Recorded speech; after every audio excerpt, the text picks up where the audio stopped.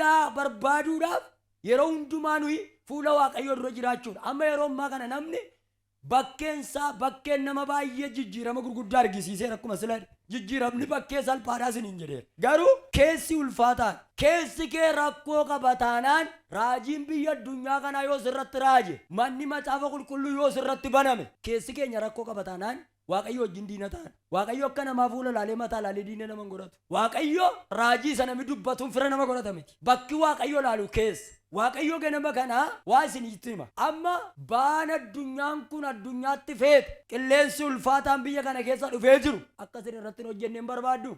Wanti biyya kana raasu akkasin dadhabuun barbaaddu. Harka ol kaasaa eebba kanan sin eebbisa nama tokkotti goru. Waaqayyo irraa jalqabee garaa waaqayyo bitame siif laatu. Meeyyaati akka jedhaa yaa waaqayyo jedhaa. Garaa kooyidhaa. Dabarsiteetti nan kennin jedhaa. Ameen jedhaa. Amma namni garaansaa haara'ee wanti inni itti haarofne tokko iyyuu hin jiru. Diinagdeetti haareffama, fayyaan isaa haareffama, qabeenyi isaa haareffama. Karaa hundumaan iyyuu namni keessi isaa haaree, namni garaansaa haaree nama guddaadha. Wangeelli yeroo namatti dhufu keessa namaa moo bakkee namaa jijjiira jalqaba. Mee keessa namaa jedhaa. Wangeelli isa keenya jijjiira. Amma gaan waa tokkoon isinitti hima. Keessi keessan jijjiirameera taanaan isin fira waaqayyooti. Amma yeroo baay'eedhaaf nuyi waaqayyo baluuf akka godhee leencaa wajjin bulee ibiddarraa dhaamsee lafa onaatti biddeen kennee jettanii jennee dubban. Waaqayyo fira sii ta'uudhaaf ammayyuu garaa kee barbaada. Isa namni mandara keessaa odeessuun dhaggeeffatinati. Mee salphina tokkoon isinitti hima. Nama namni mataatti baatu nama waaqayyo moojaan argaa jibbuu waldaa keessa guutee ta'a. Paasteriisin raajiisin mataatti baattanii wayyaa duraftanii abeet jettanii namni gala gugguufu waaqayyoon mooja qabatee wuuja kooduraatuu deemeen. Tokko immoo namin jaallatu nami waa'ee isaan beeku tartiiba namaa keessas hin jiru karoora namaa keessas hin jiru. Waaqayyo lafannoo laati sutti yaadan irraa qabaa'edha. Yoo nama biyya kana keessaa mucaan tokko caammaa taraga, mucaan tokko astamaariidha, mucaan tokko poolisii keessa ta'uu danda'a. Lafanni jiru hin beeknu. Waaqayyo garuu garaa isaa barbaadeera. Mee eebba kana sin eebbisa harka ol kaasaa. Waaqayyo irraa jalqabee garaa keessii qulqulleessu. Mee waan isinitti hima. Yeroo tokkotu amma miti yeroo sanan kutaa 8ffaan ministirii fudhadha. Tajaajilaa tokko akka waaqaatti waaquma jenneetti saganna biyya keessattan wallaalaa ta'etu jiru. Waaquma xiqqoo tokkonne namni akka kana addunyaatti hin jiru ennee yaan. Yeroo tokko farda fe'anii dhaqanii fiduu dhaqan. Waaqayyo akkas jedhe namittiin kun ergi duutee waggaa 7 fixxeetti nama du'aa barbaaddu jedheen jaarsa waldaa tokkotti mul'ate. Jedhe jaarsi waldaa farda harkisa mul'ata sin arga. Namichis kamisaa nuyi fiduu danda'u tajaajila nabaluun ergi du'ee waggaa 7ffaa isaatii jedheen kabajameera jedheen du'i isaa xumurameera. Namni maal salaal malkiisa fuulasa beekumsasa. Waaqayyo garuu eessa laala. Amma yeroo tokko namooti teessanii dhaggeeffattan kun namoonni yeroo isin tajaajilan nama waggatii hin qabne. As keessaa waaqayyo nama garaasaa jaallatee guyyaatti daangaarraa diigu rakkinarraa diigu lakkoofsan qaban. Meena duukaa jedha akka waaqayyoof an jiraadheedha. Waaqayyo garaa barbaad isa booddee fardaan fidan tajaajila dhufee tajaajilee gaafa torbee isaatii raajiin tokko akkas jedhe isicha jaarsa waldaatti mul'ate malee namni tokko kan ba'e qalbii kee jijjiirradhu ergi duutee waggaa 7 siin jedhee waaqayyo naan ani koo addunyaan na beeka eessa koo xurii qaba yoo lallabaa kunooti yoo raajii kunooti yoo seexana iyyisiisu kunooti naan iddoo sana miti garaan kee bofaa jedhee waaqayyo inoolleen bullee du'a garmalee akkaataa inni itti du'e akkaataa biraan baasaa ajjeesee mana hidhaa galee mana hidhaatii galee achumaatti fufe maal jechuuf isinitti hime ganama kana. Daawit akkas jedha garaa qullaa naafuumi. Namni garaan isaa qullaa'e kunoo isin balballi banaadha kunoo isin balballi banaadha. Garee warra garaa qullaa waaqayyoodha waan ta'eef. Dhaggeeffadhaa guyyaa tokko obbolaa yaa'anii mucaa garaa qullaa tokko mucaa galaa baatee deema. Maqaan isaa Yoosef jedhama. Yoo utuu rafinna dhaggeeffatu galaa baatee deema. Obbolaa isaatii biddeen geessaa jira. Silxaanan barbaadu mucaan kun akkeedhan gamatti arganii gurbattiin isheettiin galaa baattu tokko dhufteetti garaa mucichaa qulqulluudha. Mucaa kana ajjeefnadhani mari'atan obbolaan boolla buufnadhan. Waaqayyo akkas jedhe nama garaa qullaaf natu lolaa waan fedhan godha ajjeesuu hin dandeessan jedheen. Waan isinitti maganama kana Yoosefiin akkuma jedhan qabanii fuudhanii deeman boolla keessa buusan. Wanti irratti hin taane tokko iyyuu hin jiru. Hin gurguran naggaadeetti darbii dabarsaa Gibxiitti geessan. Mucaan garaa qulqulluu biyya Gibxiitti gurgurame. Garaan isaa qulqulluudha rakkoon qabu karaa garaa mucaan malkiidha malee hojjaa xinnaate malee karaa garaa rakkoon qabu. Guyyaa tokko waaqayyo biyya Gibxiitti wajjin naqe. Warra ittiin kana goote warra maxanyaan kana hojjette amma dhaggeeffadhaa qalqalloo marattee Gibxiin naqe. Wayinan si eebbisa zarii abbaa kee keessaa waaqayyo garaa kee habitu. Maaliif kana faayyitee ameen hin jettu?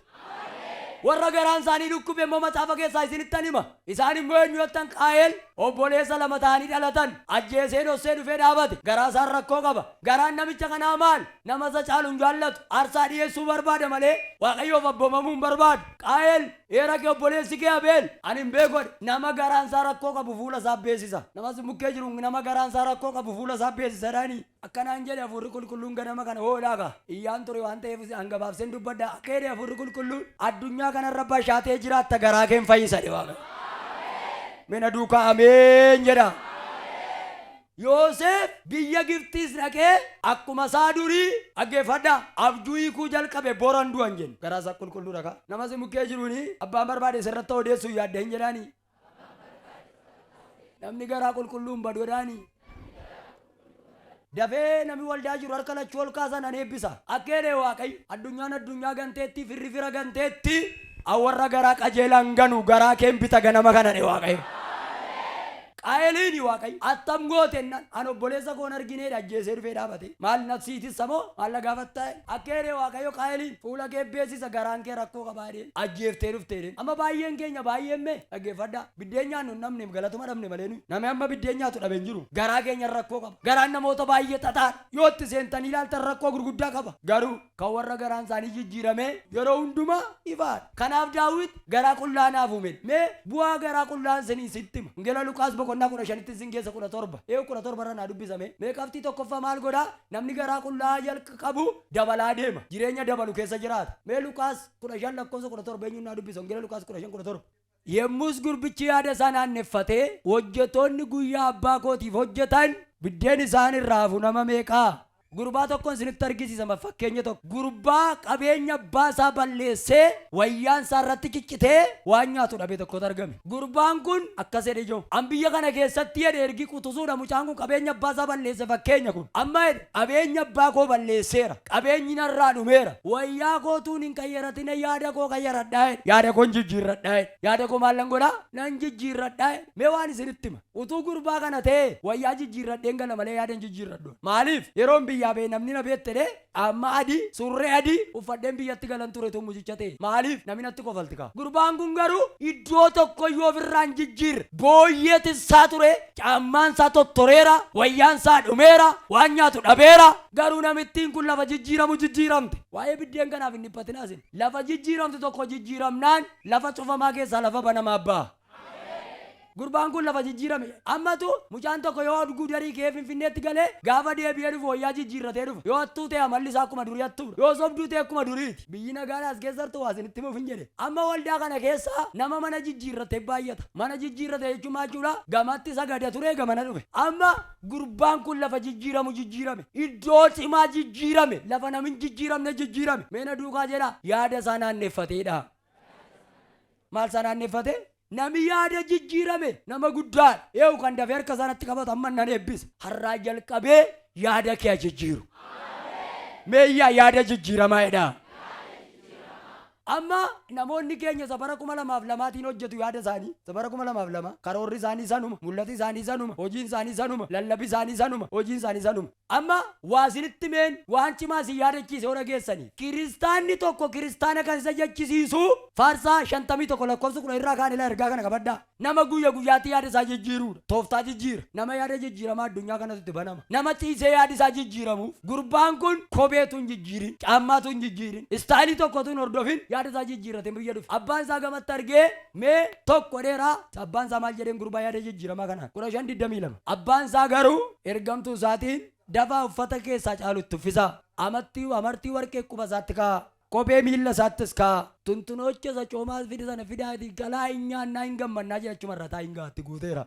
mee waan isinitti magaaddeebi'a waasitti muuf jedheen saba ko namni yaada isaa jijjiirame gurbaan kun jalqaba maal isaa jijjiirrate 17 irratti yaada isaa erginni yaada jijjiirrate abbaan mucichaa akkas jedheen amma mucaa yaada jijjiiramaa qeekoo dhufe mucaa yaadi isaa jijjiirameedha mucaa yaadi isaa jijjiirame kanaaf kophee isa maxxanutu hin ta'in kophee humna isaa gararraa caammaa humna isaa olii qubeelaa humna isaa olii itti ka'a jedhe. Mucicha utuu hin ta'in macaafa fakkeenyaa boqonnaa 6 arguu dandeessu. Ilma kan jedhu kun Israa'el malee mucicha min yeroo baay'eedhaaf waa dabaluu kan nu dadhabsiisu amala isa durii qabannee deemuudha. Ganama kana Waaqayyo akka jedhe eenyutu akka hin dubbadhu hin beeku fudhadhee argaa kana. Yaada kee guyyaatti anatti maxxansi. Yaada jijjiiramaa qabaadhu. Namuma ati sin dabalchiisaadhe Waaqayyo.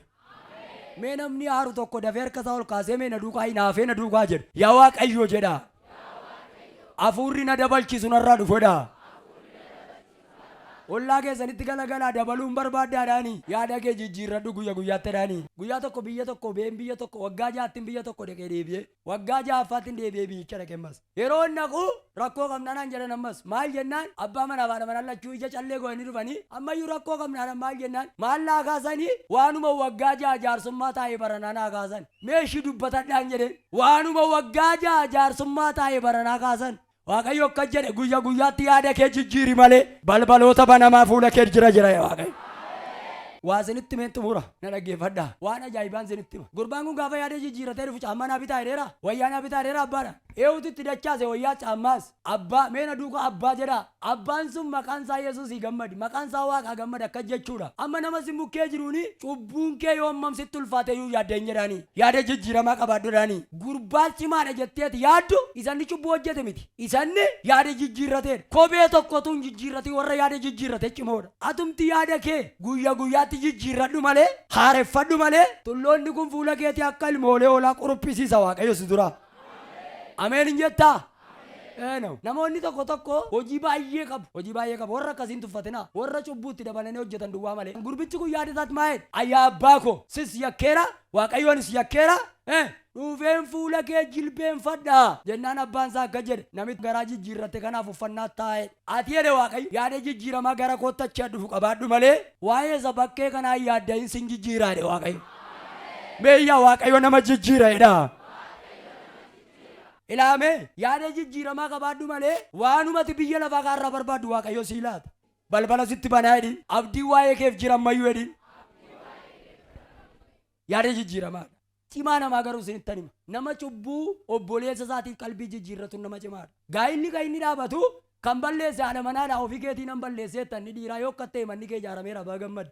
Abbaa manaa sitti balleesse yoo ta'e inni sitti balleesseera garuu ofuma keetii ana balleesseetta wanticha garuu eenyu balleesse beja warraa. Kan kee bira dabarte sinitti tolee jiraachuun barbaaddu mee garaa keessan qabaa garaa keessa irratti sagalee baasa. Dhuguma sagalichin hojjeta. Hararraa jalqabee garaan garraamiin amma akkuma mala keessanii sin keessaa haa biqilu. Magaalaa Naqamtee keessa deemnaa kadhattuu wayituu mucaa bira keessee kadhatte sila baluu na gargaaraa jette tajaajilicha akka jedhe takka dhaabate siin kenni Waaqayyo ijoollee kaan na duukaa jira malee dhaqeen fuudha sana misii kenne kan achi iyyuu jedhe sima dhugaa isaati haara nanna'e maal obboleettii keessatti hin fakkaattu maaf akka utuu naa dhiyee jalaan fuudhaa jedhe tajaajila maqaati kan keessaan jijjiirame siriima isaan maaloon hattuun takka ture anuu lafa kee dhufuun koo looluutiin hatti niyyiin jedheen hin ooleen bulle ji'a 5 fixe ji'a 6 fixe guyyaa tokko garuu tajaajilaa kana gurmuu ijaaranii birrii kadhataniif hin arge tajaajilicha birrii kadhataniif ijaaramanii waa isinitti muufiin amma kana jedhe garaan kee garaa qullaa wayyaa jijjiiramaarra garaa jijjiiramaa qabaadhaa nami garaan isaa jijjiiramaan akka gurbicha sacha wangeela yoo Luqaas 15 kanarraa yeroo dhuma dhufe gad of deebisaan gad of buusaan akka jedhe amma abbaa koo bira dhaqeen hojjetaa ta'ee jiraadhaa keessi isaa jijjiiramaadha. Dargaggoo akkeedee Waaqayyo na taazzabaa naana Waaqayyo qoraa na ilaalaa isin garaan keessan natti maxxanu malee ol baneen gabbana balbala rakkinaadhe Waaqayyo. Meeyyaa hin banama jedhaa. Didee banama kan kee meena duukaa didee banama jedhaa. Gaaddidduu jabaa si rakkise kana si fuulduraa kuffiseen galataan mana keessa si dhaabadhe Waaqayyo. Beekeedha nama si bukkee jiru lafa durna beettutti nan beettu kana booddeedhaanii. Miilli koo jedhaanii gara mana Waaqayyootti fiigeera jedhaanii. Waaqayyo waan haaraa hojjeta warra garaan isaanii jijjiiramaati kan barbaadamu waa'ee maallaqaa dhimma kee hin qaban waa'ee maalii dhimma kee hin qaban sirbaa jiraatu warra garaan isaanii jijjiirameedha kun. Dargaggoo biyya kanaa keessaa namni si wallaaluu danda'a anu maqaa kee hin beeku eenyuu isin beeku warri garaan keessan jijjiirame ammayyuu rakkina keessa jirtan akkasin hin jedhe Waaqayyo jireenyi keessan guyyaa gaafa 3 kana jalqabee nan dabalchiisa de Waaqayyo. Meeyyaa dabalaan adeema jedhaa.